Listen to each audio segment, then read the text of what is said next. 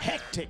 Welcome back to today's Hectic 9 Now guys, just before the break, we spoke about how sunlight is very, very important for your skin, but it's altyd ook belangrik om seker te maak dat jy nie te veel sonlig kry nie, want dit kan baie gevaarlik wees vir jou vel ook. So guys, I'm sure you guys are always commenting on our pictures and be like, oh my word, your makeup is so beautiful. Well, it's all thanks to this beautiful lady, our makeup artist, Jane Ann Wilson, will be giving us a few tips on how to make sure that our skin is protected. Welcome in front of the camera, must I say. Thank you. you. Always here. Thank you. It's always a little bit strange in front of the camera. I'm used to being behind it. Well, my friend, it's now your time to shine, so let's get straight into it. A lot of people, you know, like they'll go to the beach, put on some sunscreen and sunblock, but they don't know, like, you know what, the SPF vibes. Yes. Please tell me about everything when it comes to sunscreen. What do you have to know? Okay, so SPF basically stands for sun protection factor. Okay. And there's a little number next to it. So it ranges from anything from, I think, about a 5 or a 2 up to 50 and 100. Oh, wow. And a lot of people think that the number actually stands for the higher protection, but it's actually not that. It's more of an indication of how long it's going to provide your skin with protection. Okay. So the higher number, the longer you're going to have protection on your skin. Oh, wow. Okay, so if I have SPF 20, it will mean that for 20 minutes I'll be protected against the sun.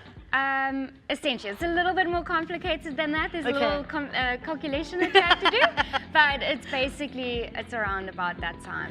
Okay. Now, Jane, is it also true that when you're darker, you have to use more or less than those who are a little bit lighter or fairer? Okay.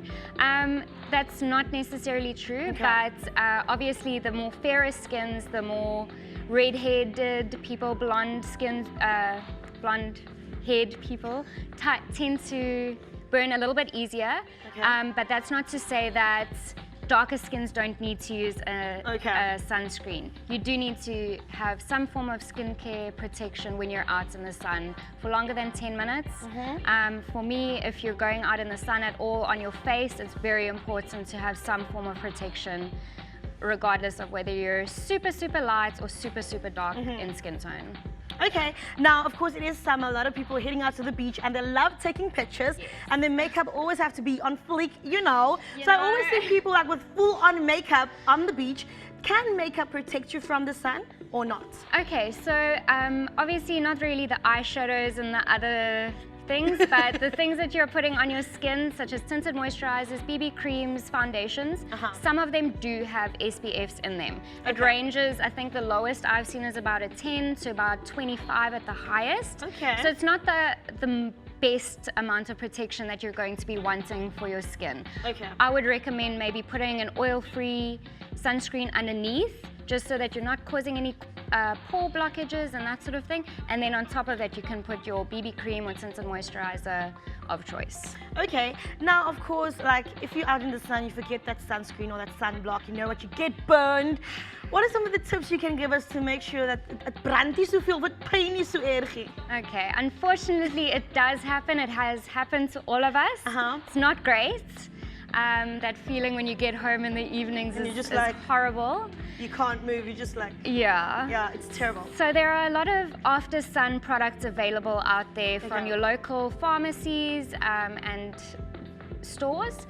Anything that's got aloe in it is always a good option because it's going to soothe that burning, throbbing feeling when you sort of been in the sun for too long and didn't put on enough sunscreen. Okay, and then do you have to reapply it like after? You can. I'd say maybe every 2 or 3 hours you can add a little bit more, but it's also depending on the degree of your sunburn. If it's just a little bit of that first sunburn of the summer and it's not too bad, you can maybe not, you don't need to put on as much, but I think it's apply as necessary kind of thing. Also, now Jane, is it true, is it a fact or a myth that when you take a cold bath, that it can actually less the pain more, like when you get out it will not be that bad, or does the burning sensation come back right after you get out of the bath?